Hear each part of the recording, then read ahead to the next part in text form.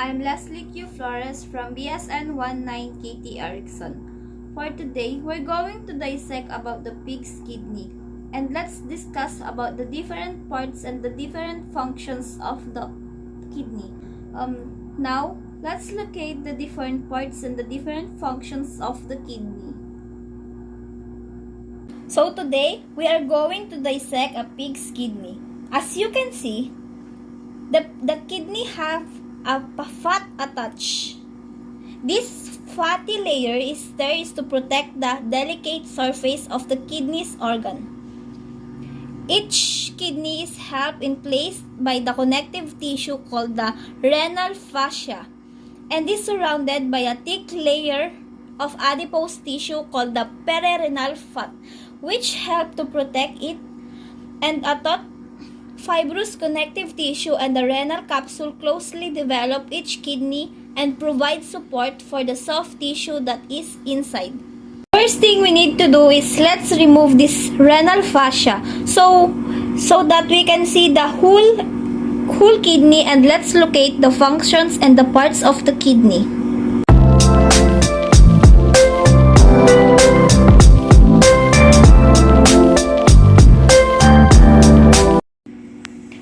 So I already removed those fatty layers in the kidney. So let's locate the different parts of the kidney. Notice that the right kidney is slightly lower than the left kidney because it is crowded by the liver. In a living person, fat deposits or the adipose capsules hold the kidney in the place in the retroperitoneal position against the muscles of the posterior tract wall. So let's locate the outside of the kidney. This is the ureter. In the ureter, there are the renal artery. Below the renal artery is the renal vein. The ureter are the parts of the urinary system whose function is to filter blood and create urine as a waste product. The ureter's role in the process is to carry urine from the kidney to the bladder. The renal arteries are the large blood vessels that carry blood from your heart to your kidneys. The renal is the other word for the kidney. You have two renal arteries.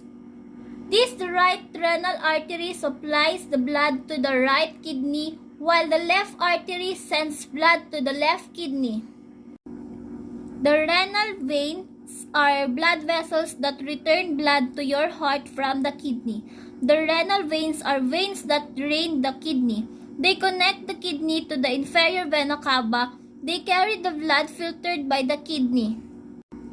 Surrounding the kidney is the kind of a membrane. It is almost like a sort of cellophane wrapping really called the capsule.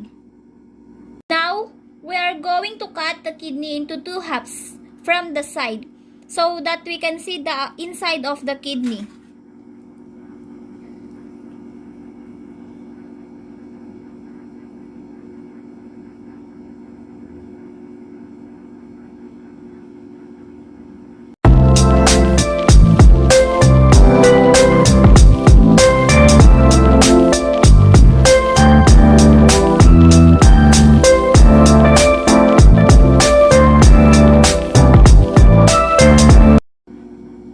While cutting, as you can see, we can see the inside of the kidney.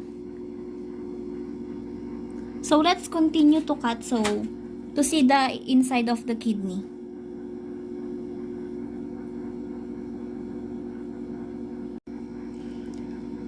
While cutting, we see the first one, which is the cortex. The outer cortex is kind of a brown colored. As we go deeper into the kidney, we are going to see the inner layer, which is known the medulla. So let's continue to cut this kidney so that we can see the inside of the kidneys, and let's locate the other parts of the kidney. We've done to cut this kidney into two halves. This is the inside of the kidney. This is the cortex. Then it goes down into the pinker area here. And then this is whitish area in the middle is called the pelvis. This is where the urine is all going to the funnel down and collect in here. In the middle, we should have the hole here, which is going to be the ureter, which is where all the urine is going to come and out at the end. You can see those medulla here. If I start pulling some medulla, you're gonna see the white called the calyces. Now, the kidney, the way it works is that there are about 1 million tiny little tubes in the kidney called the nephrons. This is what you call the nephrons.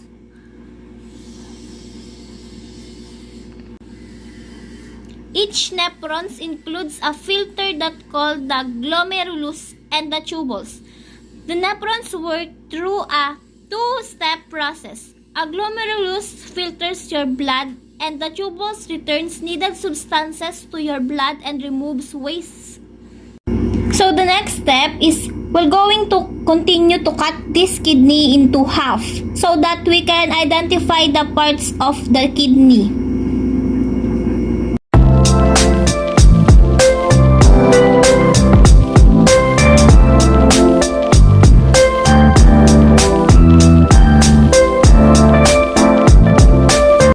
So we've done to cut this into halves. This is the nephrons. This is the ureter. This is the renal vein. This is the renal artery. And lastly, this is the medulla, or what you call the pyramid. The function of nephrons is removing all waste product including the solid wastes and other excess water from the blood. The cortex receives the most blood flows is mostly concerned with the absorbing filtered materials. The medulla is a highly metabolically active area which helps us to concentrate the urine. The pelvis is a funnel-shaped reservoir that collects the urine and passes it into the ureter for the excretion. The pyramids consists of tubules and that transports urine from the cortical part of the kidney. The renal arteries are responsible for carrying oxygen-rich blood to your kidneys, which is in turn help the kidney reach your body of waste and excess fluid. The renal veins carry the oxygenated blood after waste products have been removed via glomerular filtration back from the kidney to your heart. The ureter moves urine to the urinary bladder, which stores the urine until it is expelled from the body via the urethra. So we've done to identify the parts and the different functions of this kidney. I hope that you learned some of the parts and the functions that I've discussed in this video. At this picture, you can see the left and the right kidney.